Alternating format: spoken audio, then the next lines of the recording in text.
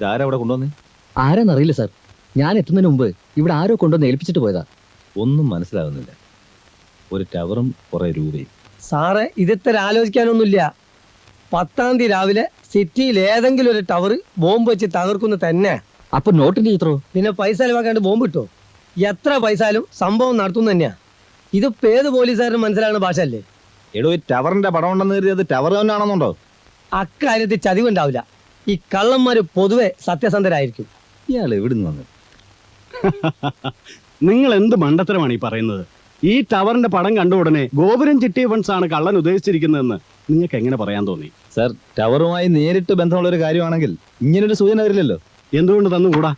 Lucy പറയാറുള്ളത് പോലെ common sense ഇല്ലാത്തവരാണ് ഇവിടെ പലരും. ഒരു കാര്യം ചെയ്യും, സിറ്റിയിലുള്ള എല്ലാ ടവറുകൾക്കും ശക്തമായ പോലീസ് കാവൽ ഏർപ്പെടുത്തണം. സാർ, പറയുന്നത് അനുസരിക്കാൻ പഠിക്കണം ആദ്യം. പിന്നെ നിങ്ങൾക്ക് നിർബന്ധമാണെങ്കിൽ 2 പോലീസുകാരെ ആ ചിറ്റ് ഫണ്ട്സിന് ഒന്ന് നിർത്തിയേരെ. അതല്ല സാർ. Don't confuse me.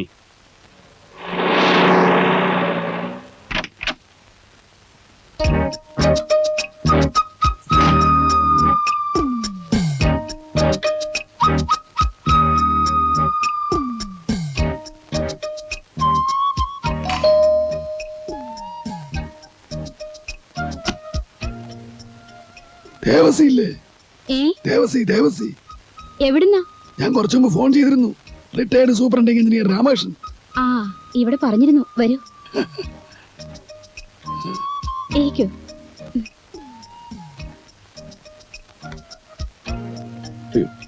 നമസ്കാരം. നേരിട്ട് കാണുന്ന ആദ്യമായിട്ടാണെങ്കിലും ധാരാളം കേട്ടിട്ടുണ്ട്. നമ്മളും കേട്ടിട്ടുണ്ടെന്നാ തോന്നണേ. റിട്ടയർ ചെയ്യുമ്പോ രാമസാർ എവിടെയായിരുന്നു? കണ്ണൂരായിരുന്നു. നമ്മുടെ മിനിസ്റ്റർ ചാണ്ടിച്ചനും ഞാനും പണ്ട് മുതലേ ക്ലോസ് ഫ്രണ്ട്സാ. മൂപ്പരോട് അടുക്കുന്നവരൊക്കെ ഫ്രണ്ട്സാണ്. എന്തൊരു ആത്മാർത്ഥയാണ്. അപ്പോ മുഖവരില്ലാതെ കാര്യം പറയാം. ഫോണിലൂടെ ഇത്തരം കാര്യങ്ങൾ എങ്ങനെയാ സംസാരിക്കുന്നതെന്ന് വിചാരിച്ചിട്ടാ നേരിട്ട് വന്നത്. നന്നായി, വളരെ നന്നായി. എല്ലാ കാര്യങ്ങളും മിനിസ്റ്റർ എന്നോട് പറഞ്ഞിട്ടുണ്ട്. ആ ഒറ്റ ഉറപ്പിലാ എന്റെ പണം നിങ്ങളെ ഞാൻ ഏൽപ്പിക്കുന്നത്. അപ്പോഴേ ആ ഇരിക്കണ അപ്പന്, അതിന്റെ അടുത്തിരിക്കണ അപ്പന്റെ അപ്പനായിട്ടാണ് ഈ സ്ഥാപനം തുടങ്ങി. അപ്പനായിട്ട് അതിനെ വളർത്തി, നമ്മളായിട്ട് അതിനെ ഒന്നും കൂടെ വളർത്തി. കർത്താവിന്റെ കാരുണ്യം കൊണ്ട് ഈ നാട്ടില് സാധാരണക്കാർക്ക് ദാരിദ്ര്യം ഉള്ളിടത്തോളം കാലം നമുക്കൊരു കുഴപ്പമില്ല. വിശ്വസിക്കാം, കണ്ണടച്ച് വിശ്വസിക്കാം. എന്നാ പണവുമായി ഞാൻ നാളെ രാവിലെ ഓഫീസിലേക്ക് വരാം. റോസിയെ, രാമൻ സാറ് ചായ എടുത്തോ? സാരമില്ല, ചായ കുടിച്ചോ. നമുക്കൊരു ഭാര്യ ഉണ്ട്, നല്ല അസല് പോത്തണ്. മിനിസ്റ്ററെ വിളിക്കുകയാണെങ്കിൽ നമ്മുടെ വകയായിട്ട് സ്പെഷ്യൽ നന്ദി കൂടെ പറഞ്ഞോളൂ. ദേവസി പറഞ്ഞാ പിന്നെ പറയാതിരിക്കാൻ പറ്റുമോ? നല്ല കാര്യായി.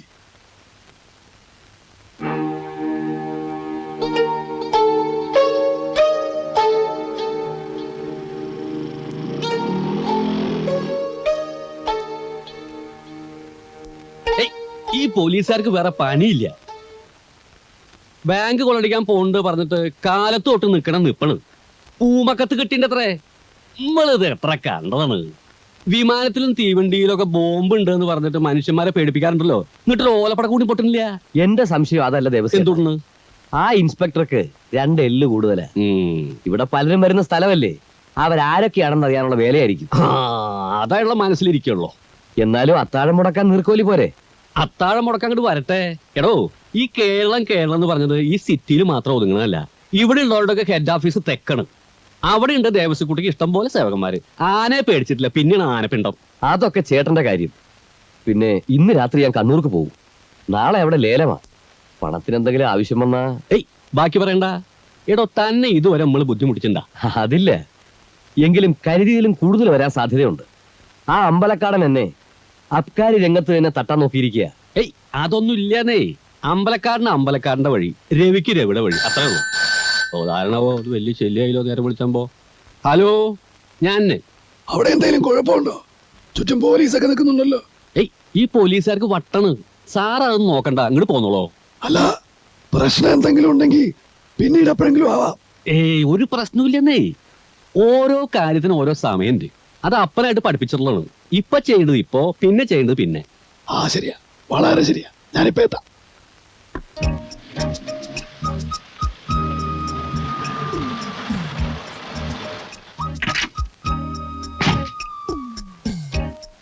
എന്താ ഇൻസ്പെക്ടർ സാറേ, ദേവസ്വം ബാങ്കിന്റെ മുമ്പിൽ പോലീസും പട്ടാളമൊക്കെ?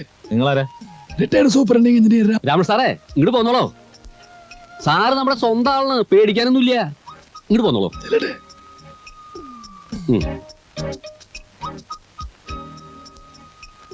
വന്നോളൂ വന്നോളൂന്നേ. ഇവറ്റകളെ കൊണ്ട് തോറ്റൂന്നേ. കാലത്ത് തൊട്ട് വന്ന് നിൽക്കണം നിപ്പാണ്.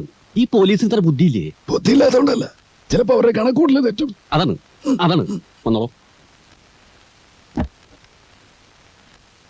എല്ലാം നമ്പർ 20 ആണല്ലോ. അതെ, ഇവിടത്തെ ഒരു പതിവിന്റെ എല്ലാ മാസവും 1-ാം തീയതിയാണ്. അറിയാം, ഒക്കെ മിനിസ്റ്റർ പറഞ്ഞിട്ടുണ്ട്. ആ പെട്ടി തിരിച്ചു വേണം. അതിനെന്താണ്, ഈ ക്യാഷിന്റെ കാര്യമൊക്കെ നമ്മൾ തന്നെ കൈകാര്യം ചെയ്യുക. അപ്പനുള്ള കാലത്ത് തന്നെ അങ്ങനെയാണ്. സ്റ്റാഫിനും കൂടി ഡീറ്റെയിൽസ് കൊടുക്കില്ല. അതുകൊണ്ടാണ് ഇത്ര സേഫേ. ഇരിക്കോട്ടോ.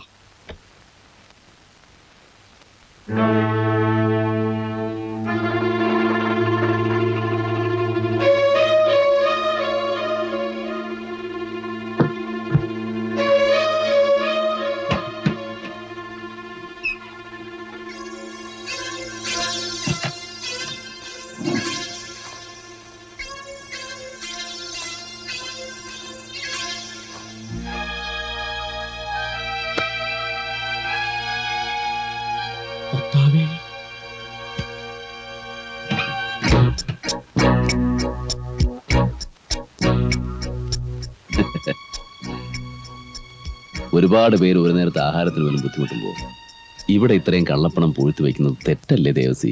ആ പണമൊക്കെ പെട്ടിലാക്കിക്കോളൂ, ആവശ്യക്കാർ ഉപകരിക്കട്ടെ.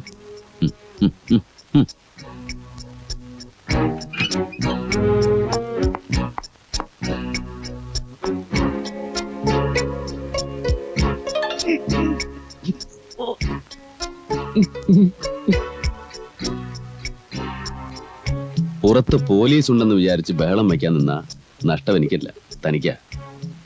ഇതിനകത്തുള്ളത് ഈ നാട്ടിലെ പല പ്രമുഖരുടെയും കള്ളപ്പണമാണ്. ഇത് എവിടെ നിന്ന് കിട്ടി, എങ്ങനെ കിട്ടി എന്നൊക്കെ ചോദ്യം വന്നാൽ ഉത്തരം പറയാൻ ദേവസി വിഷമിക്കും. അതുകൊണ്ട് ആലോചിച്ച് തീരുമാനമുള്ളൂ. ദാ ഇതിവിടെ ഇരിക്കട്ടെ, ഒരു ധൈര്യത്തിന്. കുട്ടികളില്ലേ വീട്ടില്, കളിക്കാൻ കൊടുക്കാം. കളിത്തോക്ക പോട്ടെ. വരട്ടെ സാറേ. പോലീസുകാരുടെ ഓരോ കഷ്ടപ്പാടേ.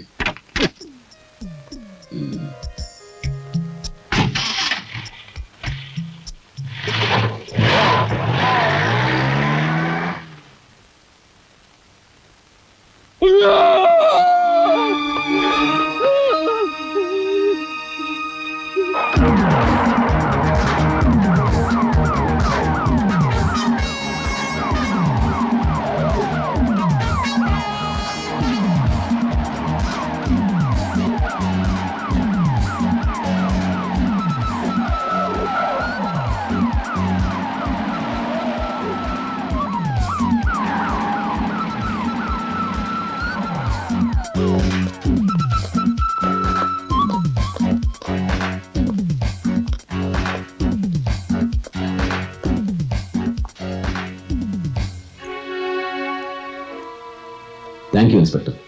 ഈ കാർ ഞാൻ റെയിൽവേ സ്റ്റേഷനിൽ നിന്ന് എടുത്തതാണ്. ഇത് അവിടെ തന്നെ എത്തിച്ച ഉപകാരം.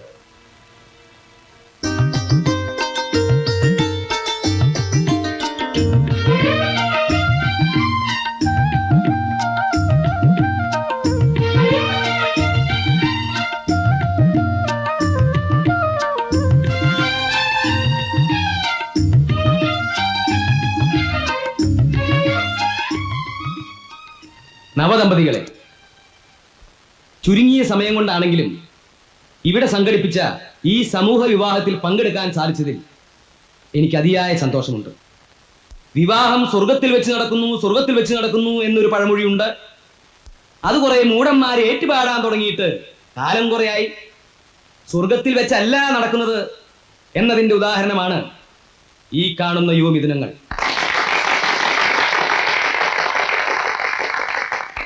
ഞാൻ ഇതിന്റെ സംഘാടകരോട് അന്വേഷിച്ചു, ആരാണ് ഈ യുവമിഥുനങ്ങൾക്ക് സ്വർണ്ണാഭരണങ്ങളും പുടവകളും സംഭാവന നൽകിയെന്ന്. കേട്ടപ്പോ എന്റെ കണ്ണ് നിറഞ്ഞു. സ്വന്തം പേര് പോലും പുറത്തു പറയാൻ ആഗ്രഹിക്കാത്ത ഒരു മനുഷ്യ സ്നേഹി, ക്രിസ്തുദേവനെ പോലെ, കൃഷ്ണ ഭഗവാനെ പോലെ, മുഹമ്മദ് നബിയെ പോലെ ആദർശശാലിയായ കേവലം ഒരു നിസ്സാര മനുഷ്യൻ. അജ്ഞാതനായ ആ സുഹൃത്തിന് ആയുസ്സും ആരോഗ്യവും നേർന്നുകൊണ്ട്, ആ പാദങ്ങളിൽ നമസ്കരിച്ചുകൊണ്ട് ഈ സമൂഹ വിവാഹം ഞാൻ ഉദ്ഘാടനം ചെയ്യുന്നു.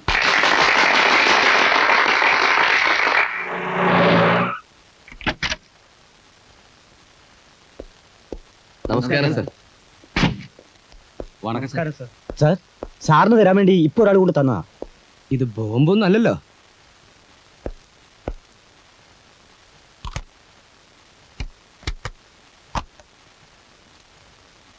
ക്രിസ്തുദേവനെ പോലെ, കൃഷ്ണ ഭഗവാനെ പോലെ, മുഹമ്മദ് നബിയെ പോലെ ആദർശശാലിയായ കേവലം ഒരു നിസ്സാര മനുഷ്യൻ. അജ്ഞാതനായ ആ സുഹൃത്തിന് ആയുസ്സും ആരോഗ്യവും നേർന്നുകൊണ്ട് ആ പാദങ്ങളിൽ നമസ്കരിച്ചുകൊണ്ട് ഈ സമൂഹ വിവാഹം ഞാൻ ഉദ്ഘാടനം ചെയ്യുന്നു. ബഹുമാനപ്പെട്ട മന്ത്രി, നിങ്ങൾ ആയുസ്സും ആരോഗ്യം നേർന്നത് നിങ്ങൾക്ക് വേണ്ടി തന്നെയാണ്. നിങ്ങൾ പുകഴ്ത്തിയതും നമസ്കരിച്ചതും നിങ്ങളെ തന്നെയാണ്. നിങ്ങൾ ഗോപുരം ചിട്ടി ഫണ്ട്സിൽ നിക്ഷേപിച്ച കള്ളപ്പണം എടുത്താണ് ആ സമൂഹ വിവാഹത്തിന് സംഭാവന നൽകിയത്. കള്ളപ്പണത്തിനെതിരെ വാതോരാതെ പ്രസംഗിക്കുന്ന അല്ലയോ മന്ത്രി, നിങ്ങൾക്ക് സന്തോഷിക്കാം. നിങ്ങളുടെ പണം കുറെ പേർക്ക് ജീവിതം നൽകിയിരുന്നു.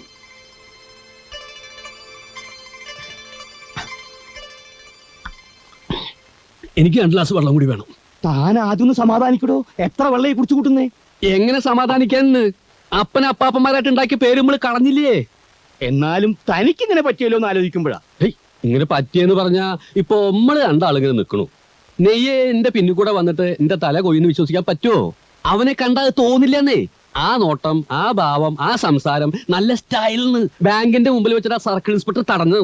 നമ്മള് 2 കൈ നീട്ടി കൊണ്ടുവരണ്ടായി. ആ സർക്കിളിന് ഒതുക്കാൻ എന്തായാലും ഇത് ഉപകരിക്കും. ഈ സംഭവം വെച്ചുകൊണ്ട് ഞാൻ അയാളൊരു പാഠം പഠിപ്പിക്കും. വെള്ളം എനിക്ക് 2 ഗ്ലാസ് വെള്ളം കൂടി വേണം.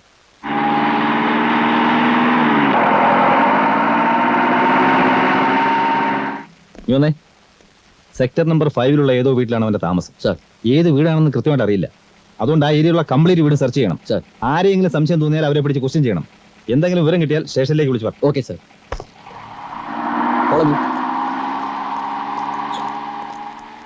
കടപ്പുറത്ത് എത്തി പോലീസ്. എല്ലാ കുടിലുകളിലും നിങ്ങളെ തെരഞ്ഞു.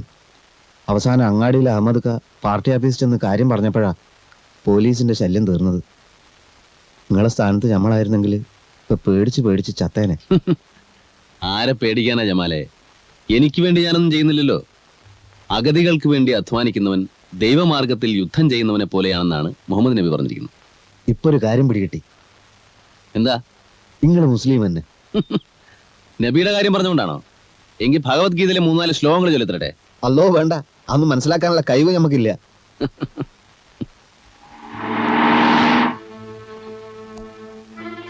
പോലീസ്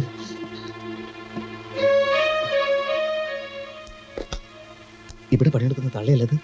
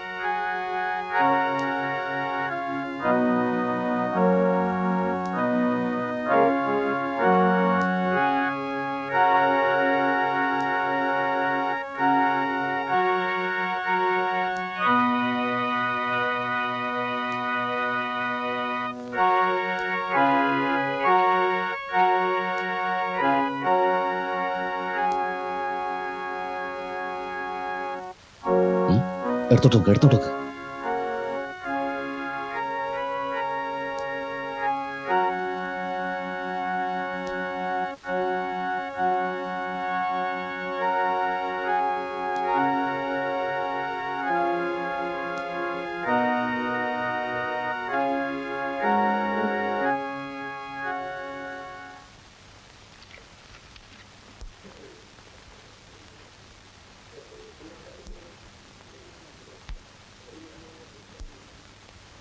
എത്തി?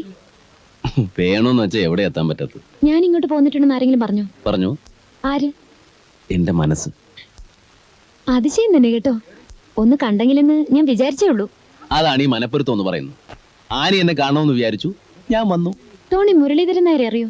ഏത് മുരളീധരൻ നായര്? കസ്റ്റംസിലെ. കസ്റ്റംസിലെ? കസ്റ്റംസിലെ മുരളീധരൻ നായര്. അറിയാം. ഡാഡിയുടെ സുഹൃത്താ.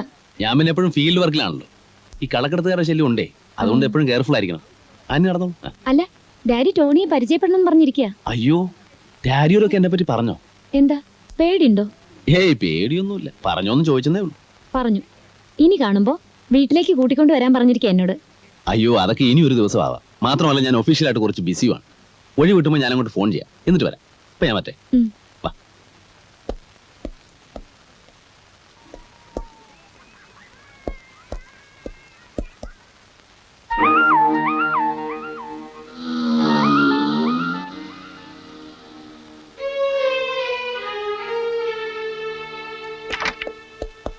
അല്ലെങ്കിൽ എന്നാ പിന്നീടാക്കുന്നത്? ഇപ്പൊ തന്നെ ഡാഡിയെ കണ്ടളെ കയറിയാ മലെ.